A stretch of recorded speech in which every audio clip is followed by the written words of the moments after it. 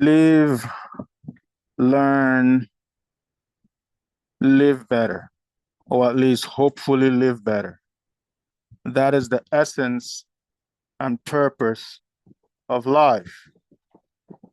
And in living and learning and trying and hoping to live better, hopefully we learn to be real, we learn to be truthful, and we learn for the good, for our good and for the good from us. Now, there are quite a few life lessons to be learned from the great Ryan Clark's recent firing. All right. Before I get into the lessons to be learned from his firing, I just want to say it's so low, it's so bad. When a man is down, we kick him. I'm seeing lots of negative things on the internet, you know, from podcasters and vloggers and speakers and commentators and whatever about Ryan Clark. That's not right. That's not fair. Calling him a race baiter, saying he's a sellout, he's fake, his tears don't amount to nothing. Come on now. Come on now. The man just got fired. He's hurting. Let me put it like this. Let he who is without social sin, let he who has not made any mistake cast the first stone at Ryan Clark. Come on now. We've all been left once, time or another, with a bag of blue funk. La la la la la la la la la. A bag of blue funk, blue funk. Sometimes we go through that funky time. Respect and love to the great Heavy D. Peace and respect. But the main thing is, come on now, come on now. The man just got fired. Who has been perfect at his job or who has been perfect socially or even, intellectually, psychologically, opinion wise? None of us are perfect, and if we really get into what Ryan did, there's nothing really wrong with it. The man was just expressing his opinion on different issues, and unfortunately, the powers that be above him didn't like it, and he got into trouble. And, but in essence, he wasn't being aggressive physically, he wasn't fighting anyone, he didn't insult anyone, intentionally, aggressively. He was not a bad worker, he didn't fight his co-analysts or co-workers. The man just expressed his opinion on several issues. And, we live in such a thin-skinned society. Come on, world. We really got to get over this. We are so thin-skinned. Oh, you can't express your opinion. You can't say this. You can't say that. And the worst thing is the things he said were not wrong or bad. It's just that perhaps certain people just didn't want to hear that. But in essence, what he said was not wrong or bad, either on the Peter Schrager thing. Peter Schrager, he said Peter Schrager was giving his analysis or opinion from someone who didn't play. Was that wrong? Did Peter Schrager play professional football? To me, Schrager should have fired back and, professional and be like, yeah, I didn't play, but guess what? I've been studying this game for many years and I know what I know and I feel what I feel and I think what I think, and I believe what I believe, and my opinions do matter. All right. So just because you, Mr. Ryan Clark, all due respect, played the game doesn't necessarily mean you know the game better than me. You played it better than me. You played it, I didn't, but it doesn't necessarily mean you know the game better than me. I've also studied the game, even though I didn't play it. So, to me, Peter didn't take that sort of light criticism too well. He could have intellectually, intelligently fired back at Ryan, all professional. And I think it would have made the show better. Okay, because just because Ryan played the game doesn't mean he knows the game. Playing the game just doesn't necessarily mean that you know the game better than others. Coaches coach, lead, manage. Many of them didn't play the game, but they manage men to play the game the right way. Many players can't coach. All right. So just because you played doesn't necessarily mean you know the game better than someone who didn't play. It's all about understanding the game. And many people who didn't play the game watch it, analyze it, study it, and understand it better than many who actually played the game. So anyway, that's just one little example or one little thing. Peter Schrager should have, handled that better, in my opinion, instead of getting all touchy-feely about it. Oh, don't make it look like, oh, I don't know what I'm talking about. No, let him know that, yes, you didn't play the game. No, I didn't play the game. But guess what, Ryan? I know the game. Maybe even better than you. You know what I'm saying? All professional, all professional. And I think that would have been nice if Peter had handled it better and not gotten all touchy-feely. And maybe the powers above also shouldn't have gotten all touchy-feely. Because at the end of the day, what Ryan said on that Schrager issue was correct.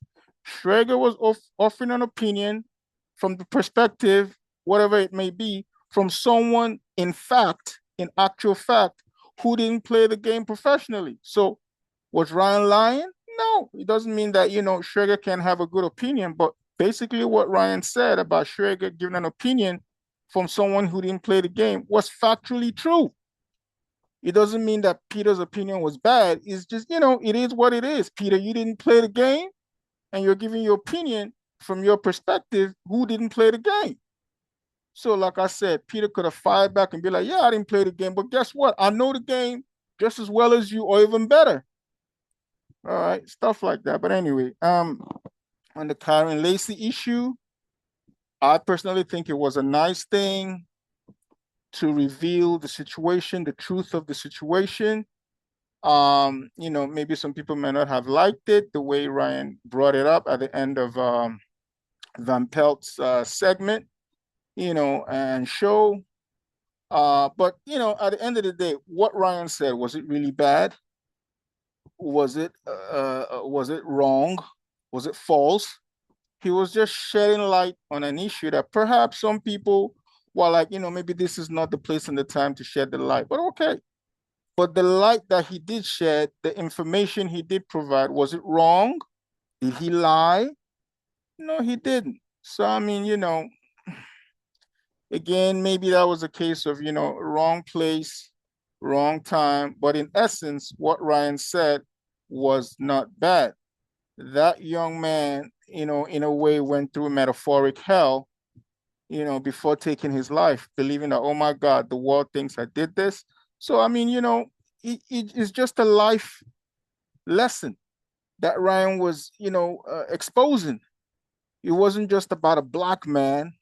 It was about a human being, that was perceived in a negative way, unfortunately, in something that he wasn't supposed to have been perceived negatively on.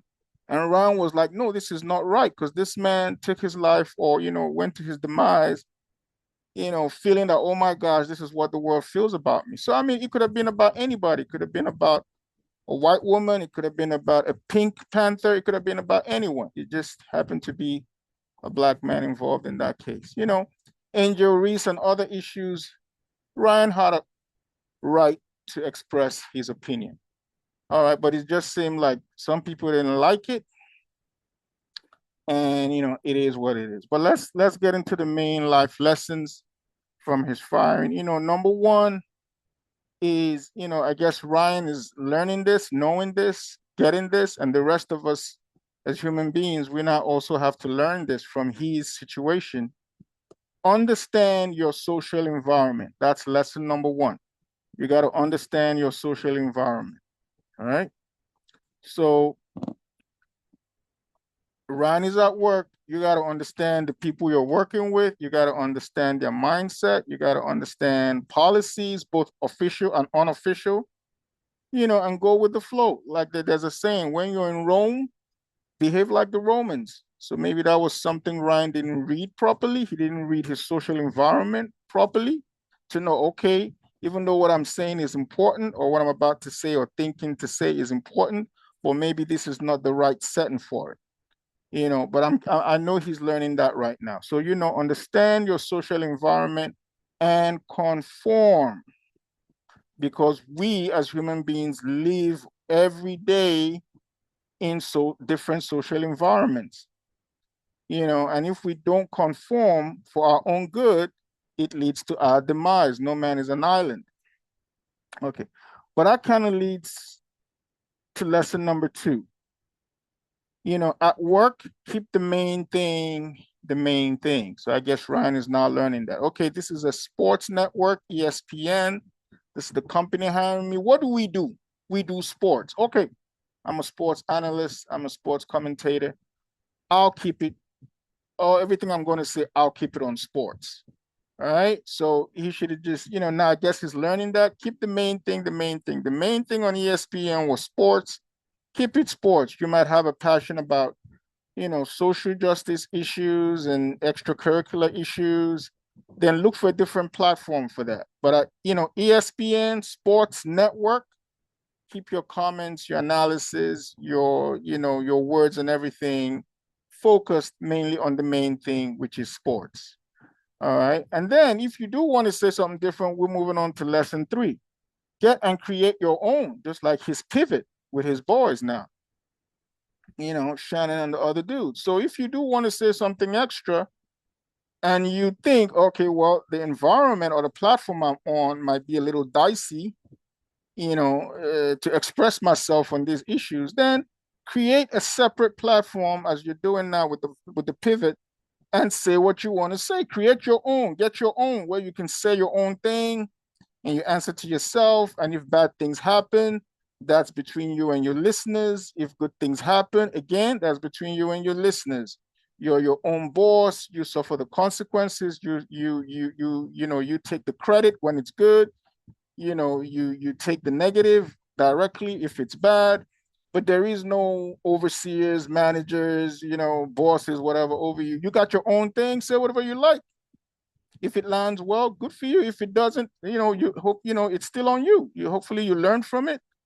But the main thing is get your own. If you want to say something outside the main thing, social issues and other stuff like that, get your own platform where you answer to no man. You do your own thing. Thank God for social media. Thank God for vlogs and podcasts and YouTube and Instagram and Facebook where you can express yourself. TikTok, thank God for that. Really, thank God. I know a lot of negative things are done through it, but a lot of positive things are also done through it. And people get a sense of freedom to be themselves and do what they want to do. So get your own and say what you want to say outside of your professional official working environment where you need to keep the main thing the main thing. If you want to say extra, get your own platform, say your extra, like on your pivot and stuff. Lesson number 4. Now, after all said and done, if you're not dead, keep going, you'll be all right. I learned this from the great Marcellus Wiley, whom I listen to a lot. He says, if you're going through hell, he says, keep going, you will prevail. So, Ryan and maybe others may be going through some stuff. You got fired, divorced, you lost assets, you're in hospital, whatever. As long as you're not dead, because death, that's final. That's it. I don't care who you are, king, queen, prince, whatever. Once death hits you, there's no extra step after that, good or bad or whatever. That's it. But as long as you're still drawing breath, then there's a chance for you to keep moving towards the good. So even though it looks like you're going through hell, keep going. You will eventually prevail. Because if you stop, remember you're in hell. You're stuck in a very bad place, and that's not a good place to be stuck in. So keep moving, keep moving. There will be light at the end of the tunnel. Remember Dante's Inferno? If Dante had stopped anywhere in the nine circles, he would be in deep doo-doo. So he kept going, and the light was at the end. So same thing metaphorically with all of us human beings, whatever hell we're going through, keep going, keep finding your way somehow, and eventually, you make your way through it. Thank you, Mr. Marcellus Wiley, for that very sage words of advice. I learned that from you, and that's very powerful. All right, connected to that lesson is lesson 5. Don't repeat the same mistakes. So after going through that hell, don't put yourself through it again. Learn from it and do better. Don't make the same mistakes over again because it makes no sense, right? You took a road, you fell into a hole. Ooh, it hurts. Somehow you managed to get out. And you take the same road again and you fall into the same hole again. That's foolishness creeping in. So that's not good. So learn from your mistakes and don't try your best not to repeat them again. So I'm guessing Ryan now knows, okay, well, next gig I get, if I'm working for bosses, managers, whatever, a company, keep the main thing, do the company talk, do the company thing, and any other extra stuff, keep it to myself or do it on a separate platform. So the main thing is don't repeat the same mistakes. So those to me, guys, are the life lessons as I, listen to Ryan Clark talk and I, watch different comments and stuff on his situation. That these are the life lessons that came to my mind that I just wanted to like share with you guys. I wish Ryan Clark well. God bless him. I think he's a positive person. I think he's a powerful speaker. I think he's a powerful analyst. He's smart, and he has that it factor. He has that, sports analysis. He has that it factor that draws you in, that wants you, to listen to him. That he brings you in, and when he speaks on sports, you listen because he has that it factor that says, "Oh, Ryan is speaking, then he must be saying something really intelligent. He may be saying something really important." And let's listen to what he's saying because what he's saying usually makes sense. So hopefully he gets another gig similar. Otherwise, by the grace of God, other avenues, in the sports industry, sports analysis industry will open up for him. So these lessons are not just for Ryan, but it's for all of us as human beings in general. So as we live through life, we need to learn lessons and hopefully live better through those lessons. Those lessons should come from the truth, should come from the real, and should lead to the good, right? So lessons from the real, we have to face facts. Lessons from the truth, don't quote shit, don't hide shit, expose whatever that needs to be exposed, and let all that lesson and learning lead to the good, lead to our betterment. Thank you, people, for listening. So again, live, learn, live better. This is the essence and purpose of life. Thank you, people, for listening. God bless you all. Thank you.